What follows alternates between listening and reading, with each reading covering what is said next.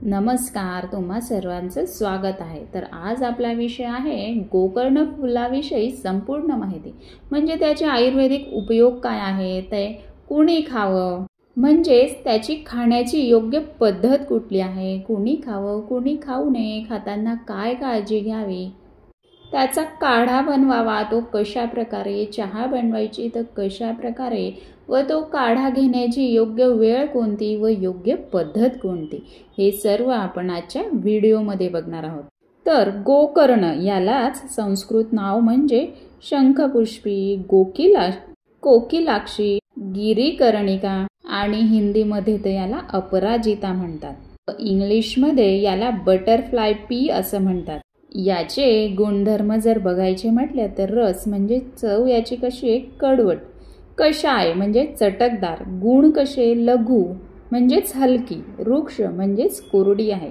याची पोटेन्शी म्हणजे वीर्य कशा आहे तर शीत आहे, थंड आहे, विपाक कटू म्हणजेच पचनानंतर कडवट आहे। त्यानंतर दोष प्रभाव जर बघायचा म्हटला तर पित्त व कफ शामक आहेत। ह्या गोकर्णाचे उपयोग केले जाणारे भाग म्हणजे फुलं, पानं, मूळ आणि त्याची बी। तर या गोकर्णाचे दोन प्रकार आहेत। पहिलं तर नील गोकर्ण म्हणजेच निळ्या फुलांचा गोकर्ण आणि श्वेत गोकर्ण म्हणजेच पांढऱ्या फुलांचा गोकर्ण। तर आता बघणार आहोत गोकर्ण फुलाचे फायदे कोणते। पहिलं तर मेंदू आणि स्मरणशक्ती वाढवते। गोकर्ण हे शंखपुष्पीसारखे कार्य करते, मेंदूला शांतता मिळते व ताणतणाव कमी होतो, स्मरणशक्ती एकाग्रता सुधारते, ADHD, अल्झायमर यासारख्या विकारांमध्ये तर खूप उपयोगी ठरते। त्यानंतरचा फायदा म्हणजे दाहशामक आणि तापशामक आहे, म्हणजेच शरीरातील उष्णता कमी करण्यासाठी गोकर्ण चहा हा उपयोगी ठरतो। ज्वर कमी करण्यासाठी आयुर्वेदात याचा तर वापरच केला जातो। त्यानंतर डिटॉक्स आणि रक्तशुद्धीसाठी सुद्धा या गोकर्णाचा उपयोग होतो। हे फूल शरीरातील टॉक्झिन्स बाहेर टाकण्यास मदत करतात, त्वचेसाठी फायदेशीर आणि रक्तशुद्धी करण्यासाठी तर उत्तमच आहे। त्यानंतरचा फायदा म्हणजे केस व त्वचा आरोग्यासाठी उपयुक्त आहे। गोकर्ण वापरलेले म्हणजेच गोकर्ण वापरून तयार केलेले जे पाणी आहे त्याच्याने जर केस धुतले तर मूळही मजबूत होतात। केस गळती, रुक्षता यावर तर खूप गुणकारी आहे।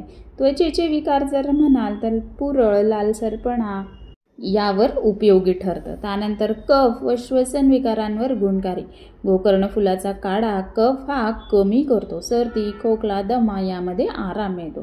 त्यानंतर मधुमेहांवर सुद्धा नियंत्रण होतं। यातील अँटी डायबेटिक घटक रक्तातील साखरेवर नियंत्रण ठेवतात। गोकर्ण हा मधुमेहींसाठी फायदेशीर ठरतो। त्यानंतर पचन सुधारतं व कॉन्स्टिपेशन दूर होतो। गोकर्ण चहा किंवा फुलांचा काढा पचन सुधारतो, गॅस, अपचन, बद्धकोष्ठता यावर गुणकारी ठरतो। त्यानंतर मानसिक शांतता व झोपेस मदत करतो। नैराश्य, चिंता, झोपेचे विकार यामध्ये उपयोगी आहे। त्यानंतर गोकर्ण चहा रात्री घेतल्यास शांत झोप येते। आता बघणार आहोत गोकर्ण जे फूल आहे त्याचा उपयोग कोण कोण करू शकतं, म्हणजे चहा स्वरूपात किंवा काढ्या स्वरूपात कोण कोण घेऊ शकतं। तर स्मरणशक्ती ज्यांना वाढवायची आहे असे विद्यार्थी हे घेऊ शकतात। त्यानंतर सर्दी, खोकला, कफ किंवा श्वसन विकार जे असणारे आहेत ते सुद्धा याचा काढा किंवा चहा घेऊ शकतात। त्यानंतर तणाव, चिंता किंवा निद्रानाश असलेले लोक, त्यानंतर मधुमेह असलेले रुग्ण, त्वचा विकार, केस गळती किंवा डिटॉक्ससाठी सुद्धा याचा वापर करू शकतो। त्यानंतर उष्णतेमुळे जे लोक त्रस्त झालेले आहे, ज्यांना पित्त दोष वाढलेला आहे असे लोक सुद्धा याचा म्हणजेच गोकर्णाचा काढा किंवा चहा घेऊ शकतात। आता बघणार आहोत गोकर्ण कोणी टाळायचं आहे, म्हणजे गोकर्णाच्या फुलाचा वापर कोणी टाळायचा आहे। पहिलं तर गर्भवती महिला। गोकर्णाचे काही घटक गर्भावर परिणाम करू शकतात, त्यामुळे त्यांनी 100% टाळायचं आहे। त्यानंतर रक्तदाब कमी असणारे लोक, कारण गोकर्ण हे शरीर थंड ठेवतं, त्यामुळे यांनी सुद्धा त्याचा डॉक्टरांच्या सल्ल्याने सेवन करायचे। त्यानंतर लहान मुलांनी सुद्धा याचा वापर करू नये आणि करायचाच असेल तर डॉक्टरांच्या सल्ल्याने करायचं आहे। त्यानंतर ज्यांची पचनशक्ती कमजोर आहे म्हणजे त्यांनी सुरुवातीला थोड्या प्रमाणात घ्यायचं आहे, नंतर थोडं प्रमाण वाढवलं तरी चालेल। त्यानंतर जे औषध घेत असलेले रुग्ण आहेत, विशेषतः मेंदू, मधुमेह, रक्तदाब यांची जे कोणी औषध घेत असतील त्यांनी सुद्धा डॉक्टरांच्या सल्ल्यानेच ह्या गोकर्णाचा काढा किंवा चहा घ्यायचा आहे.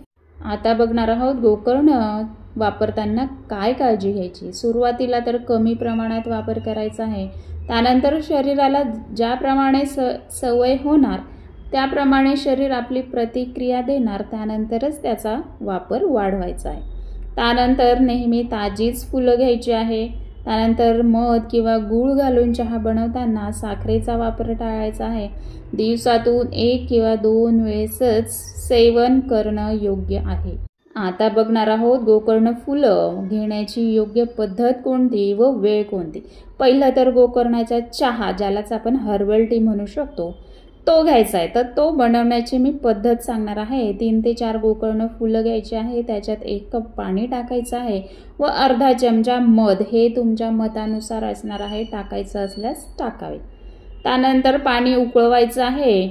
त्यानंतर त्याच्यात फुलं टाकायची आहे. 5 मिनिटं उकळायची. 2 मिनिटं जरी उकळवलं तरी सुद्धा चालेल व ते गाळून घ्यायचं आहे व मध घेऊन तुम्ही पिऊ शकता. सकाळी उपाशीपोटी किंवा संध्याकाळी जेवणानंतरच हा चहा प्यायचा आहे. त्यानंतर आता काढा कसा बनवायचं ते मी सांगणार आहे.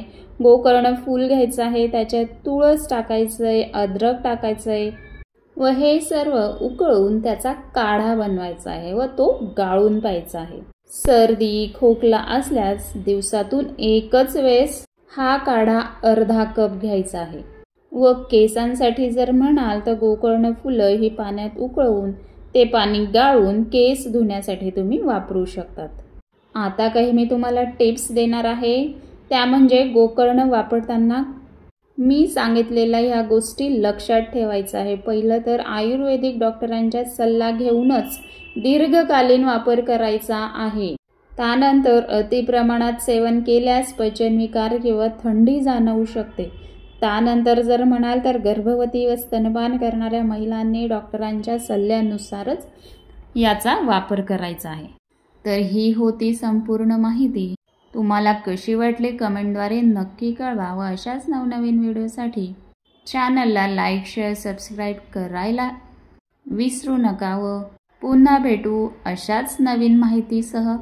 तोपर्यंत सुरक्षित रहा, आनंदी रहा. धन्यवाद.